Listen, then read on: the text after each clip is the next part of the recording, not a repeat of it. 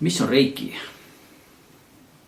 Reiki on oma olemuselt universaalne eluenergia.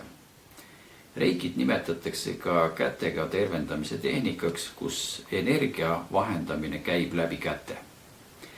Reiki energia vahendamisel patsiendile hakkavad tööle kõik võimalikud energiasagedused, mille abil on võimalik inimese, looma või ükskõik millise elusolendi parimasse terviklikku seisundisse viia.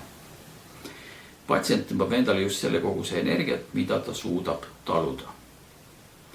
Reiki energia üks olulistest omadustest on see, et see on täiesti kahjutu patsiendile ja ei ole võimalik tema tervises mitte midagi ära rikkuda. Reiki energia vahendamine loob võimaluse läbi erinevate tehnikate patsiendi organismi korrastama hakata just patsiendile vajalikul moel.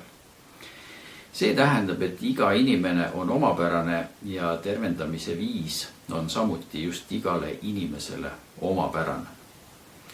Reiki energia loob seisundi, milles organism hakkab taastuma ja tasakaalustuma. Lähtume eelkõige sellest, et kõik organismid on võimelised ise taastuma. Reiki kohta öeldakse, et see on pehme energia, millega ei ole võimalik esile kutsuda üledoosi. See tegeleb inimesega just selles kontsentratsioonis, mida inimene kõige paremini talub. Aeg-ajalt on patsiendid öelnud, et tekkis raske või rõhuv tunne, aga see on reeglina ajutine ja möödub kiiresti.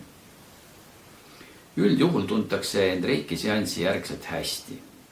Sellepärast nimetatakse reiki energiat ka intelligentseks energiaks, sest see alustab kõige olulisemast probleemist inimese sees ja mõjutab seda võimalikult optimaalsel moel. Reiki mõju inimeseti on erinev ja sõltuvalt inimesest toimub reiki seansil just temale vajaliku tehnika või sageduse vahendamine. Mida see tähendab? Iga patsiendi puhul käivitub reiki seansi ajal just patsiendile vajalik meetod, mis alustab organismi korrastamist just nimelt sealt, kust kõige vajalikum on. Eriti märgatav on energia liikumine väga tugevate vigastuste ja traumade puhul. Näiteks ühele põlvevigastusega naispatsiendile reikit tehes tunnetas patsient, et ükskõik kuhu tema kehal käed panna, voolas reiki energia otsejoones just vigastatud põlve sisse. Arst, kelle juurde ta vigastusega läks, ütles talle, et põlvele tuleb teha operatsioon ja eemaldada põlve menisk. See on see muna põlve esipoolel. Naine oli šokeeritud arsti otsusest ja tuli murega reiki kliinikusse konsultatsioonile. Pärast 5 seanssi põlvele oli tema kindel otsus operatsioonist loobuda. Pärast 3. seanssi võttis ta ära põlve toestuse, öeldes, et põlv on juba peaaegu korras. Tagantjärele tean, et oppi ei tulnud ja põlv taastus täielikult.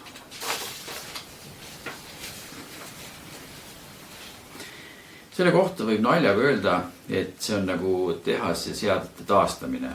Nullime ära pingest tekitatud seisundi ja organism hakkab elama oma õiges rütmis, millega kaasneb heaolu ja rahulolu tunne. Muide, enesetunne on väga hea vahend hindamaks enda seisundit, kas mul on hea või halb olla. Et see on tegelikult selline hea kriteerium. Näiteks närvisüsteemi mõjutamise protsess algab kõige olulisemast kohast, see on siis peast ja peaajust.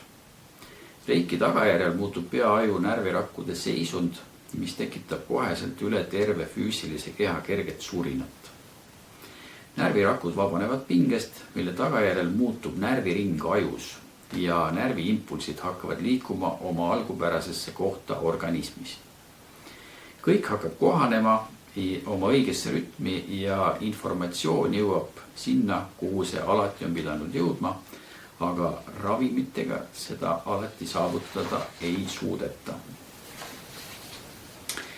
Reiki esimeste seansside ajal võib olla energia vastuvõtt keeruline. On olnud juhuseid, kus esimesel 3 seansil ei ole energia vastuvõttu patsiendi poolt peaaegu võimalik tajuda. 4. seansil võib tunduda siis juba, et seisad nagu musta augu kõrval, kuhu energia lõputult tõmbub. Nii et see tähendab tegelikult seda, et 3 seanssi valmistasid inimest ette, et ta suudaks seda energiat vastu võtta. Organismis toimuvad reiki seansi ajal mitmed erinevad tegevused. Näiteks hakkab füüsiline keha tekitama tõmblemisi või raputamisi, mida võib nimetada organismi blokeeringute vabanemiseks, kuid ka vale pole öelda, et organismi korrastumiseks. Pinged lähevad maha ja sellega kaasneb siis kehas teatavate tõmbluste tekkimine. Samal ajal toimub hinge ja vaimu tasakaalustumine. Tegeletakse minevikust pärit raskete tunnetega, mis on aastaid kerkinud pinnale sarnaste situatsioonide tekkimisel ja mis on tekitanud endiselt ebamugavust. Paljud on öelnud, et see nende vanade asjade meenutamine või nende esile tulemine on olnud siis nagu sündmus, mis oleks eile alles juhtunud. Osad reiki õpetajad ütlevad, et reiki voolab, nagu ta ise voolab ja pole vaja ei keskenduda ega pingutada. Selle kohta võib öelda, et see on nii ja naa. Alati sõltub inimesest, kes reikit saab ja kuidas ta seda vastu võtab. Tegelikkuses on võimalik seda energiavoogu suunata ja mõnes mõttes ka võimendada. Jutt sellest, et me ei saa midagi teha, ei ole alati päris õige. Küsimus on alati ka selles, et kas see on vajalik. Näiteks kui vaadata inimest võngete kogumina, muutub ka reiki olemus ja tunne võib kogemuslikult olla täiesti erinev nii patsiendile kui ka reiki vahendajale. Erinevate tehnikatega on võimalik luua väga erinevaid seisundeid. Olen ise kogenud ja katsetanud, et kui konkreetsele kohale keskenduda, siis patsient tundeb selles kohas oluliselt tugevamat energiavoogu kui mitte keskendudes. Kõik sõltub sellest, kui palju me piire nihutada soovime või suudame. Mida vähem piiranguid, seda suuremad võimalused. Ja see on eelkõige siis ka, võiks öelda, nagu patsiendi jaoks nagu oluline teema. Aga selleks tuleb siis patsienti juhendada ja suunata.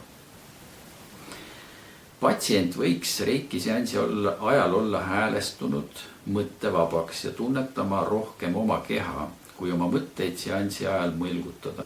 Mis värvi köögirätikud selle mööbliga paremini sobivad ja kas need võiksid olla siis rohelised või punased. Loomulikult tuleb mõtteid seansi ajal pähe ja mõned neist ei tahagi kaduda. Siis soovitame hakata tunnetama oma põlvi või varbaid, sõrmi, ninaotsa või südant. Kui tunnetame keha, siis samaaegselt me ei mõtle ja saame rohkem nautida reiki energiavoogu meie sees.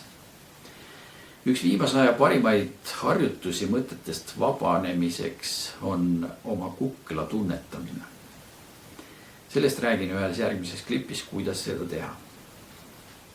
Peaaegu kõikidel patsientidel tekib reiki seansi ajal nägemusi. Käiakse nii-öelda ära oma minevikus, kus nähakse ja tunnetatakse nende hetkedega seotud tundeid, mis võib-olla kõige aktuaalsemad on olnud. Need on head, aga on ka ebameeldivaid tundeid. Kõiki neid tundeid sisuliselt korrigeeritakse ja sellega kaasneb pinge kaotamine selle ajahetkega seoses. Niisiis käiakse ära minevikus ja lahendatakse õhku jäänud probleeme. Mina olen veendunud, et inimene sukeldub reiki tegemise ajal oma hinge reaalsusesse, kuhugi, kust saadakse vastuseid endale kõige vajalikumatele küsimustele. See räägib sellest, et hing on mitmedimensiooniline ja on võimeline vahetama reaalsusi reiki seansi ajal. Mina ise olen kogenud reiki ajal déjà vu hetki, mis on olnud läbi kogu mu elu. Eriti mõnusad hetked on olnud just lapsepõlveajast, kus tundsin ennast jälle lapsena. Ja see oli väga mõnus kogemus. võin öelda, et just nii käiaksegi ajas tagasi. Reiki on väga eriline kogemus, mis avab meie jaoks sügavad tunnetuslikud väravad enda teadvusse.